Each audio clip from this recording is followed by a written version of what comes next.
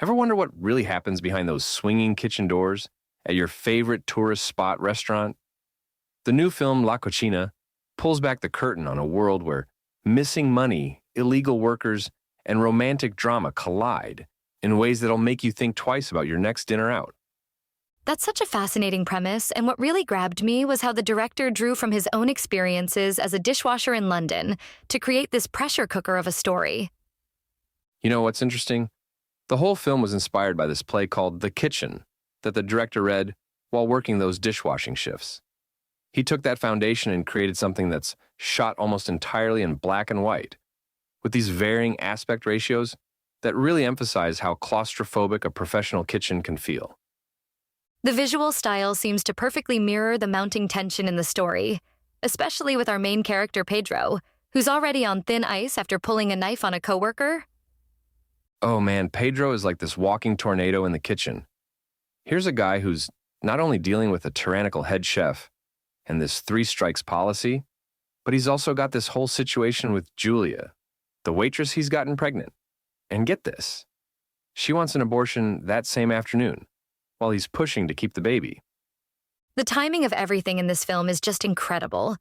Like how all this personal drama coincides with the discovery of exactly $823.78 missing from last night's receipts. Right?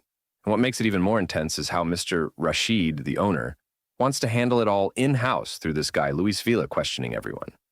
It's like watching a pressure cooker about to explode, especially when suspicion falls on Pedro because he's recently given Julia some cash. And then into all this chaos walks Estela, this young Mexican woman who doesn't even speak English, sent by Pedro's mother to seek him out. Talk about terrible timing. The way the film handles the kitchen hierarchy is fascinating too. The director compares it to a ship's crew, where everyone has their place. And challenging that order isn't just discouraged, it's practically impossible, especially for the undocumented workers who are desperate for both the work and a shot at legal status. That really speaks to the larger themes about power dynamics and immigration in America, doesn't it? The grill becomes this microcosm of society where everyone's fighting for their piece of the American dream. Exactly.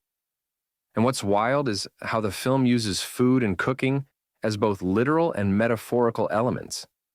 Like, the grill might be serving terrible food to tourists, but the act of cooking itself becomes this powerful metaphor for transformation and pressure. How things can either come together perfectly or go completely wrong based on tiny decisions. The relationship between Pedro and Julia seems to embody that same idea. They clearly care for each other, but there are these insurmountable gaps between them. You know, what really gets me is how the film captures the way personal and professional lives become hopelessly entangled in this environment. Every character is caught between worlds in some way, whether it's immigration status, personal relationships, professional ambitions, or just trying to make it through another shift without everything falling apart. That's exactly why the film's 8 out of 10 rating makes so much sense. It's taking all these complex elements and somehow making them work together, just like a well-run kitchen service. Well, I think the film does something even more important than just telling a compelling story. It makes us think about the human cost of our convenience, about the lives of the people behind those swinging doors who make our meals possible, and about the complex web of relationships and power dynamics that exist in spaces we rarely get to see.